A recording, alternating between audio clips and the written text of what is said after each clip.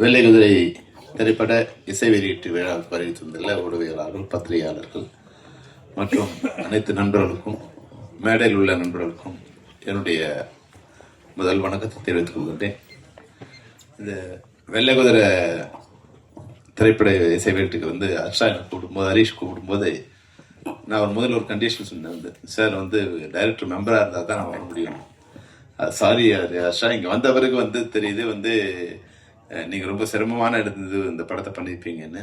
இருந்தாலும் இப்போ தனஞ்சயன் சொல்லும்போது சொன்னார் பார்த்தீங்களா, அதாவது இன்னைக்கு டிஜிட்டல் சினிமா வந்த பிறகு திரைப்படம் எது, அதுபோல் திரைப்படம் மாதிரி தெரிகிற திரைப்படங்கள் எதுங்கிற ஒரு அளவு வித்தியாசம் இல்லாமல் போயிட்டதால மொத்த திரைப்படத்துக்கு உண்டான மரியாதை போயிட்டுதுங்க. அது அதாவது திரைப்படம் வெற்றி படம் தோல்வி படம் என்பது வேற.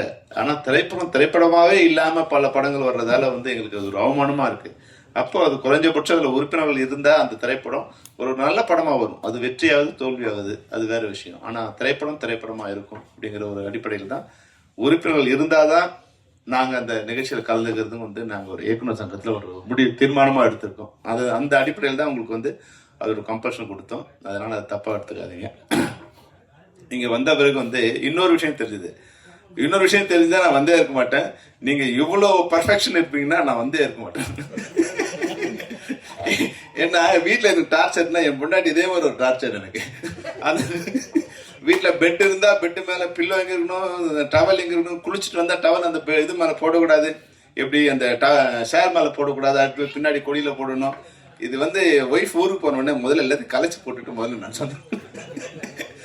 அவ்வளவு மனவியாதியா வந்துடும். ஒரு டார்ச்சரா இருக்கும். அது என்னன்னா சுத்தங்கிறது ஓகே, ஆனா கால் உள்ள வரும்போது செருப்பு வெளியே விட்டுட்டு உள்ள வாங்கினீங்கன்னா பரவாயில்ல, செருப்பு உள்ள வந்துட்டு பாத்ரூம்ல காலை கழிட்டு வாங்கினீங்கன்னா எவ்வளவு டார்ச்சரா இருக்கும். உங்க ஒய்ஃப் எங்க இருக்காங்க? எப்படி நீங்க அதை அக்செப்ட் பண்ணிட்டீங்களா? எப்படி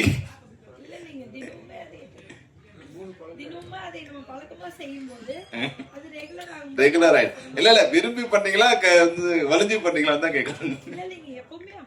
வெரி குட் வெரி குட். ஏன்னா நான் விரும்பி பண்றது இல்ல. ஏன்னா இன்னும் நான் 30 வருஷம் ஆனா கூட அது என்னன்னா வீடு வீடா இருக்கணும் இல்லையா, நான் கொஞ்ச நேரம் ஒரு சுதந்திரமா இருக்கணும் இல்லையா. அதுக்கப்புறமா எடுத்து வச்சுக்கலாம். வந்த உடனே குளிச்ச உடனே எடுத்து அங்க வைக்கணும், புக்கை எடுத்தா புக்கு அழகா வைக்கணும், அந்த போட்டோ எடுத்தா போட்டோ எடுத்து வைக்கணும். எங்க நண்பர்லாம் வருவாங்க, நீங்க எங்க ஒய்ஃப் வரும்போது என் வீடு எப்படி இருக்கும், எங்க ஒய்ஃப் இல்லைன்னா என் வீடு எப்படி இருக்கும்னா, வீடு எங்க ஒய்ஃப் இல்லைன்னா ஜூ மாதிரி இருக்கும், அப்படியே கலைஞ்சி கிடக்கும். என் ஒய்ஃப் வந்தாங்கன்னா ஒரு லைப்ரரி மாதிரி இருக்கும், எல்லாம் அடுக்குன இடத்துல அப்படி நீட்டா இருக்கும். செப்பல் இருக்க வேண்டிய இடத்துல இருக்கும். அது எனக்கு கொஞ்சம் கஷ்டம். அதனால நீங்க பரவாயில்ல, ஒய்ஃபும் நீங்க அதை செட் பண்ணிட்டீங்க, அதனால உங்களுக்கு வாழ்த்துக்கள். மற்றபடி இந்த வெள்ளை குதிரை நிச்சயமா அதை பார்க்கும்போதே அந்த இவ்வளவு ஆர்வம் இருக்கு. உங்களோட மகுடத்துல இத்தனை வைரங்கள் இருக்கு. 1 2 3 4 5 6 7 8 9 54 இது இருக்கு. உங்க வைரங்கள் உங்க மகுடத்துல இருக்கு. நிச்சயமா தமிழ் ரசிகர்களும் அதுக்கான மகுடத்துக்கு உங்க மகுடத்துல ஒரு வைரக்கல் இருக்காங்கிறதுல எந்த விதமான சந்தேகமும் இல்லை. ஏன்னா திரைப்படங்கள் 2 திரைப்படங்கள் இருக்கு. ஒண்ணு கமர்ஷியலா, இப்போ நான் அப்படிதான் படம் இது மாதிரி படங்கள் நான் பார்த்ததோடு சரி. ஏன்னா எங்க இன்ஸ்டியூட்ல முதல்ல போகும்போதே இந்த படங்கள் தான் உலக படங்கள் தான் எங்களுக்கு முதல்ல காமிப்பாங்க, இதுதான் திரைப்படங்கள் அப்படின்னு காமிப்பாங்க. அப்ப பார்த்து எனக்கு பயம் வந்துடுச்சு. இந்த படங்கள் நம்ம பார்த்ததே இல்லை இது வரைக்கும். நான் எனக்கு 22 வயசு நான் உள்ள போகும்போது, அப்போ இந்த மாதிரி படங்கள் நான் பார்த்ததே இல்லை அப்படின்னு. ஒரு 100 படங்கள் பார்க்கும்போது முடிவு பண்ணா வெளியே வரும்போது இது மாதிரி படங்கள் நம்ம பண்ணக்கூடாதுன்னு முடிவு பண்ணேன். ஏன்னா அது எனக்கு அந்த வயசு வரைக்கும் நான் அந்த படங்கள் பார்த்தது இல்லை. ஆனா என்ஜாய் பண்றதுக்கு அதான் நேத்து ஒரு படம் பார்த்தேன். பாரதி ராஜா சார் ஒரு படம் பார்த்தேன், முதல் மரியாதைன்னு ஒரு படம் பார்த்தேன். முதல் மரியாதை படத்துக்கு 2 விஷயம் இருக்கு. ஒன்று 1985 அந்த படம் ரிலீஸ் ஆச்சு. அப்போ நான் திரைப்பட கல்லூரியில் மாணவனாக படிச்சுட்டு இருக்கேன். அப்போ மணிவண்ணன் சார் அசிஸ்டன்ட் டைரக்டர் சேர்ந்து, அப்போ அவர் எடிட்டர் கந்தசாமிங்கிறவர்கிட்ட நான் உதவியாளராக ஒர்க் பண்ணிட்டு இருக்கேன். படிச்சுட்டு இருக்கும்போது அவர் மணிவண்ணன் சார்கிட்ட என்னை ரெக்கமெண்ட் பண்ணி சேர்த்து விட்டார். அப்போது யார் நீ என்னன்னா, நம்ம திரைப்பட கல்லூரி படிச்சுருக்கேன். அப்படியா, சரி பார்க்கலான்னாரு. ஒரு 2 மாதம் கழிச்சு சொன்னார், சரி ஒரு நாள் நம்ம படத்துக்கு போகலான்னு என்னை கூப்பிட்டு போனார். 1985 அது ஜூன் நினைக்கிறேன், ஜூன் மாதம் மே ஜூன்னு நினைக்கிறேன். அப்போ கூப்பிட்டு போகும்போது பார்த்தா முதல் மரியாதை திரைப்படம் பார்த்துட்டு நான் வடபழனியில் இறங்கணும். அங்கேருந்து நான் வீட்டுக்கு போகிறது வடபழனியில் இறங்கணும். குட்லக் தேட்டர் படம் பார்த்து ஏற்றி வந்துட்டு இருந்தார். வரும்போது படம் எப்படிலாம் இருக்குன்னு கேட்டு இருந்தார். படம் நல்லா இருக்குன்னு சொன்ன உடனே அம்பேத்கர் சார் என்ன படம் கார் வந்துட்டுது, கார் நிறுத்திட்டார். இது படம் நல்லா இருக்கா? ஆமாம் சார் படம் ரொம்ப நல்லா இருக்கு சார். யோ கார் விட்டுருங்க, நீங்களாம் எப்படியா டைரக்டர்? இதெல்லாம் ஒரு படம், இந்த படம் நல்லா இருக்கு வேற சொல்கிறாரு. இல்லை சார் நல்லா இருக்குன்னு சொன்னேன். இந்த படம்லாம் ஐயோ ஒரே போர் அடிக்குது, கிழவன் காதில் யாரையா பார்க்கறது இதெல்லாம் அப்படின்னாரு. இல்லை சார் படம் நல்லா இருக்கு. அப்படியா ஒன்று படம் ரிலீஸ் ஆகட்டும், படம் ஒன்றா நீ எங்கிட்ட வா, ஓடலன்னா அப்படியே போயிடு அப்படின்ட்டார். படம் 2 மாதம் கழிச்சு ரிலீஸ் ஆச்சு. அது நான் பார்த்து 2 மாதம் கழிச்சு. நான் டெய்லி கோயிலுக்கு போகிறது எப்படியாவது இந்த படம் ஓடிட்டு அப்படியே டெய்லி கடவுளை ப்ரே பண்ணுவேன். என்னோட பிரார்த்தனையோ இல்லை உண்மையாக படத்தோட இதுவும் படம் சூப்பர் டூப்பர் ஹிட்டு. ஒரு 3-4 நாள் கழிச்சு உடனே என்ன வர சொன்னார். அவரே வர சொன்னார். வர சொல்லி ஐயா எப்படி என்ன அந்த படம் உங்களுக்கு பிடிச்சிருந்தேன். நான் சொன்னேன், சார் இந்த படம் உங்களுக்கு பாரதி ராஜா தெரியும். அவர் என்ன சொல்றாரு, அவர் எங்க டைரக்டர் கதை எடுத்திருக்காரு அவர் அப்படிங்கிறார். எனக்கு பாரதி ராஜா சார் தெரியாது. அவர் குடும்ப வாழ்க்கையோ அவரை பத்தி எதுவுமே எனக்கு தெரியாது. ஒரு டைரக்டர் தான் தெரியும். ஆனால் நான் படம் பார்க்கும்போது எனக்கு அது அப்படியே என்னை மிஸ்மரைஸ் பண்ணிடுச்சு, உள்ளத்தை உருக்குது சார் அந்த படம்.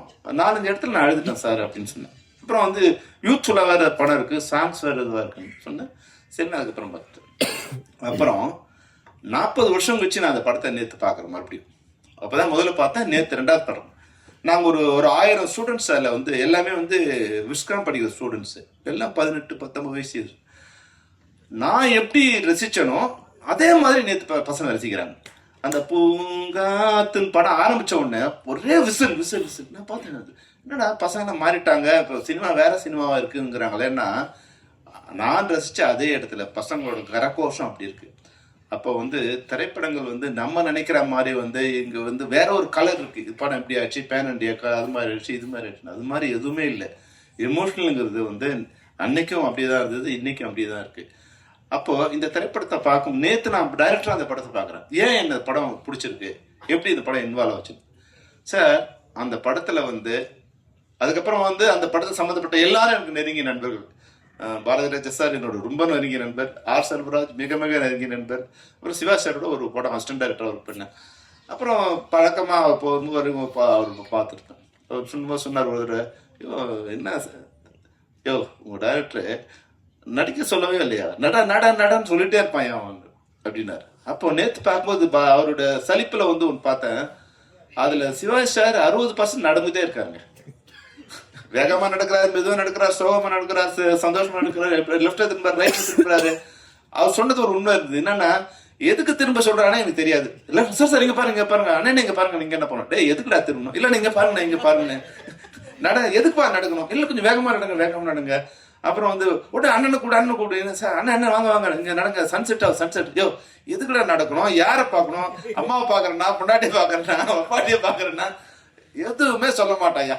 ஆனா படத்தை பார்க்கும்போது நேற்று நான் ஒரு அனலிஸ்டா ஒரு டைரக்டரா படம் பார்க்குறேன். அதுல ஒரு கதையுமே இல்லைங்க. ஆனா கதை ஃபுல்லா இயக்குனரோட மண்டையில தான் இருந்திருக்கு. அப்போ அதை ஒரு சிற்பம் மாதிரி அழகா செதுக்கிருக்காரு. அதாவது பாரதிராஜா சார் மட்டும் இல்லை, சாரி சிவாஜி கணேசன் சார் மட்டும் இல்லை, அது ராதாவில இருந்து நடிச்ச யாருக்குமே நீங்க பாத்தீங்கன்னா காம்பினேஷன் சீன்ஸே இல்லை. அது நான் அதுக்கப்புறம் அந்த இடத்த போய் பார்க்குறேன், அது மாதிரி ஒரு வில்லேஜே இல்லைங்க. நம்ம கற்பனையில அவர் உருவாக்கிற ஒரு வில்லேஜே அங்க இல்லை. ஒரு மரம் செடி 2-3 கூட்டு அந்த ஒரு ரோடு இருக்கு பாருங்க, அதுதான் அங்க இருக்கு. அப்போ ஒரு கலைஞன்கிற எவ்வளவு பிரமாண்டமான படத்தை உருவாக்கியிருக்காருன்னா, 100 கோடி ரூபாய் கொடுத்தா கூட அந்த படத்தை இன்னைக்கு யாராலும் எடுக்க முடியாது. அவ்வளவு பிரம்மாண்டமான படத்தை அவர் உருவாக்கி. அப்போ ஒரு கலைஞன் தான் இங்க மிகப்பெரிய அந்த தன்மை இன்னைக்கு நான் சன்ராஜ் உங்ககிட்ட பார்க்கும்போது இருந்தது. நிச்சயமா அந்த தைரியம், படம் நல்லா இருந்தா எழுதுங்க, யார்கிட்டையும் அவர் கெஞ்சலை, என் படம் நல்லா இருந்தா நல்லா இருக்கும் எழுதுங்க, நல்லா இருந்தா நல்லா எழுதுங்க. அப்போ அந்த கான்ஃபிடென்ஸ் நிச்சயமா இயக்குனருக்கு உண்டான ஒரு கான்ஃபிடென்ஸ் உங்களுக்கு இருக்கு. அது நீங்க எங்கிருந்து வந்தீங்களோ அதுல இருந்து கொடுத்து நிற்கலாம். ஆனாலும் அந்த தைரியத்தையும் அந்த உண்மையும் உங்ககிட்ட பாராட்டுறேன். அது போல அர்ஷா கூட இப்போ கதை எங்க ஒன்னாலும் எடுக்கலாம். நிச்சயமா எனக்கு ஒரு தயாரிப்பாளர் புலன் விசாரணை படம் பண்ணும்போது எனக்கு என்ன கொடுத்த கண்டிஷன் என்னன்னா, Vijayakanth sir only night call sheet தான், அதுல 30 நாள் தான் நைட் கால் ஷீட், அதுல படம் பண்ண முடியும்னாரு. நான் சொன்னேன் 3 நாள் தான் கொடுப்பீங்கனாலும் நான் படம் பண்ணுவேன். ஏன்னா இப்படியா நம்ம உள்ள வந்துடணும் இல்லையா. ஆனா 100 நாள் ஷூட் பண்ணுங்கிறது வேற விஷயம். அப்போ உள்ள வந்துடணும் இல்லையா. அப்ப எல்லா கண்டிஷனும் ஓகே தான். அவங்க கூட ஒரு கண்டிஷன் நம்ம வந்துட்ட பிறகு அப்புறம் நம்ம கண்டிஷன் அவனுக்கு வந்து செட் பண்ணிக்க வேண்டியதுதான். அதுதான் வந்து டைரக்டரோட வெற்றி. அப்போ அவர் தான் எனக்கு அது மாதிரி கண்டிஷன் கொடுத்தாரு. ஆனால் உங்களுக்கு வந்து உங்கள் டைரக்டர் வந்து நீங்கள் என்ன கண்டிஷன் கொடுத்தீங்களோ அதுக்குள்ளே இருக்கு. நானும் வந்து கேப்டன் வந்து மலைவாழ் மக்கள் பார்க்கும்போது அது வந்து வேற ஒரு உலகம். அந்த உலகத்தில் கள்ளம், கபடு, சூது எதுவுமே இல்லை. எந்த கதவுக்கும் வாசல் இல்லை. வாசல் இருந்தாலும் அந்த கதவுக்கு தாழ்பால் இல்லை, பூட்டு இல்லை. அந்த அந்த மனங்களுக்கும் வந்து பூட்டு இல்லை, வாய்க்கும் பூட்டு இல்லை. அவங்க என்ன நினைக்கிறாங்களோ அதை பேசுறாங்க. அப்போ உண்மையா இருக்காங்க, யாருக்கும் பயம் இல்லை. நாளைக்கு சொத்து சேர்க்கணுங்கிற அவசியம் இல்லை. அவங்களுக்கு இன்னும் காடு இருக்கு, ஏதாவது வேணும்னா போய் காட்டுல இந்த மலை தேனியோ இல்லை விலங்கோ இல்லை ஏதோ ஒன்று கொண்டு வந்து அவங்க அன்னைக்கு தேவைக்கு மட்டும்தான் அவங்க ஒரு ஒரு ஒரு அனிமல் மாதிரினா நான் தவறா சொல்ல. பசிச்சா சாப்பிடும் அனிமல், பசிக்கலைன்னா பக்கத்துல வந்து புலி பக்கத்துல மான் போனா கூட புலி திரும்பி பார்க்காது, அது பாட்டு அது வேலையை பார்த்துட்டு இருக்கும். அது மாதிரி அந்த மக்கள் எப்படி இருக்காங்கன்னா அவங்களுக்கு பசிக்கு இன்னைக்கு பசிச்சா இன்னைக்கு தேவைக்கு மட்டும் கொண்டு வந்துருக்காங்க. அவங்க வீட்டில் வந்து குடவுன் இல்லை, அடுக்கி வைக்கிற பானை இல்லை, எதுவுமே இல்லை. அப்போ அது மாதிரி அவங்க சுத்தமான ஒரு இதுவாக இருக்காங்க. அந்த மலைவாழ் மக்களுக்கு தங்களுக்கு ரோடு வேணும், கீழே இருக்கிறவங்களோட பழக்கம் வேணும், எதுவுமே கூட அவங்களுக்கு பெருசாக தெரியல. ஆனால் இன்னைக்கு வந்து உலகம் வளர்ந்துட்ட பிறகு மருத்துவ வசதி, கல்வி வசதி இன்னும் அதே போல் இருக்கக்கூடாதுன்ட்டு பல இடங்களில் வந்து நிச்சயமா நான் வந்து கேப்டன் பருவாவுக்காக வந்து இந்தியாவில் உள்ள குறிப்பாக தென்னிந்தியாவில் உள்ள அனைத்து மலை பிரதேசங்களும் நான் பயணம் பண்ணியிருக்கேன். காரில் பண்ணியிருக்கேன், ஜீப்பில் பண்ணியிருக்கேன், நடந்து பண்ணியிருக்கேன். தமிழ்நாட்டில் வந்து ஒரு 60% பகுதிகளுக்கு வந்து சாலை வசதிகள் இருந்திருக்கு, நிச்சயமா இருக்கு. மற்றதெல்லாம் வந்து நீங்க ஒரு 10% 20% தான் இருக்கு. சில மாநிலத்தில் வந்து 0% தான் இருக்கு. அந்த எந்த விதமானவங்களும் நடந்து தான் போகிட்டு இருக்கு. குறைஞ்சபட்சம் நம்மளுக்கு வந்து 60% அப்பவே இருந்தது. இப்ப நீங்க உங்களுடைய 123 கிராமங்களுக்கு இந்த சாலை வசதி இல்லை தமிழ்நாட்டில். இல்ல ஆனா மொத்தம் வந்து இங்க 6000 கிராமங்கள் அது மாதிரி இருக்கு. அப்போ நீங்க உங்க பர்சன்டேஜ் பாத்தீங்கன்னா வந்து ஒரு 2% தான் சாலை வசதி இல்லாம இருக்கு. ஏன்னா மொத்தமா வந்து இது போல இருக்கிற கிராமம்னா ஒரு 10 கிராமத்துல ஒரு 10ல இருந்து 50 வீடு தான் இருக்கும். அதிகபட்சமா 50 வீடு இருக்கும், குறைஞ்சபட்சமா 10 வீடு இருக்கும். அப்புறம் அங்கங்க போற போக்குல ஒரு குடிசையா இருக்கும். இது போல வந்து 6000 மலை கிராமங்கள் வந்து தமிழ்நாட்டுல இருக்கு. அதுல இவர் கணக்கு சரியான எனக்கு தெரியாது. அப்போ 123 கிராமங்களுக்கு தான் இது போல சாலை வசதி இல்லைன்னா தமிழ்நாடு குறைஞ்சபட்சம் வந்து 6000த்துல வந்து 1%னா கூட வந்து 60 ஆச்சு. உங்க 2% தான் இது மாதிரி சாலை வசதி இல்லாம இருக்கு. அது வந்து மிகப்பெரிய இன்னைக்கு அது வந்து மிகப்பெரிய விஷயம். உங்க எண்ணம், உங்க வெள்ளை குதிரை வந்து ஒரு கிராமத்துக்கு சாலை வசதி போட்டு கொடுத்துருக்கு. இந்த படத்தை பார்த்து பண்ணாங்களோ இல்ல வந்து உங்களோட எண்ணம் வந்து அவங்களுக்கு போய் சேர்ந்துடுச்சோ, அந்த வகையில வந்து உங்க எண்ணத்துக்கு வாழ்த்துக்கள். இந்த திரைப்படம் வந்து உண்மையிலே வந்து ஒரு சிறந்த திரைப்படமாகும். மக்களிடம் சிறந்த திரைப்படம் என்பதால் தான் 54 விருதுகளை வந்து 54 உலகத்தில் இருக்க அனைத்து கண்டங்கள்லையும், அதாவது வந்து இந்தியா, ஆசியா மட்டும் இல்லாமல் அமெரிக்கா, ஐரோப்பா போன்ற அனைத்து கண்டங்களும் அனைத்து நாடுகள்லையும் வந்து உங்க படம் வந்து வெற்றி கொடி நாட்டிற்கு. வெள்ளை குதிரை வந்து ஒரு ட்ரீம். அது நம்ம கனவுல வந்து குதிரை வரும்போது, ஒரு வெள்ளை குதிரை வரும்போது வெள்ளை குதிரை பின்னாடி வந்து அது சொர்க்குலோகத்திலிருந்து திறங்கி வர மாதிரியான ஒரு ட்ரீம் தான் வெள்ளை குதிரையோட ஒரு ரெப்ரசன்டேஷன். அது தமிழ் சினிமாவிலையும் வந்து அந்த குதிரை வந்து இறங்கி இருக்கு. ஒரு சிறந்த சினிமாவை தமிழ் சினிமாவுக்கு கொடுக்க நினைக்கிற உங்க அனைவருக்கும் என்னுடைய வாழ்த்துக்களை தெரிவிச்சிருக்கேன். All the best Asha, Abirami, Saran, hero, இவங்க எல்லாருக்கும். அதுபோல இன்னொருத்தர் முக்கியம் மறந்துட்டேன். அதாவது வந்து 100 ஆண்டு பாரம்பரியம் கொண்ட இசையமைப்பாளர், அவருக்கு வந்து என்னுடைய வாழ்த்துக்கள். உங்க தாத்தால இருந்து நீங்க இதுல இருக்கீங்கிற போது ஒரு வகையில வந்து நீங்க தான் பாராட்டப்பட வேண்டியவங்க தான். இசை நாயகனாவும் இந்த இதுல நீங்க இருந்திருக்கீங்க. உங்க இசையை நான் கேட்க முடியாம போயிடுச்சு, எனக்கு கொஞ்சம் லேட் ஆயிடுச்சு. ஆனாலும் வந்து நீங்க அந்த எங்க தாத்தா அது போல இருந்தாரு, எங்க அப்பா ஒருமையில இருந்தாங்க. அந்த குடும்பத்தை பாரம்பரியத்தை வந்து மறந்துடாம கொஞ்சம் நம்மளுடைய இருட்டை வந்து வெளிச்சம் போட்டு காமிக்க விரும்ப மாட்டாங்க பல பேர். எங்க தாத்தா வந்து பிர்லாவா இருந்தா தான் சொல்லிப்பாங்க, டாட்டாவா இருந்தாலும் சொல்லிப்பாங்க. ஆனா எங்க அப்பா ஒருமையில இருந்தாங்க கூட வந்து மேடையில வந்து கொஞ்சம் இல்லாம சொல்லி நீங்க வந்து அடுத்த வித்தா நீங்க வந்திருக்கீங்க. நிச்சயமா 100 ஆண்டு பேக்ரவுண்ட் நீங்க இன்னொரு 100 ஆண்டு உங்களுடைய வெற்றி பயணம் வைக்க வேண்டும் என்று கூறிய வாழ்த்து வருவது. நன்றி, வணக்கம்.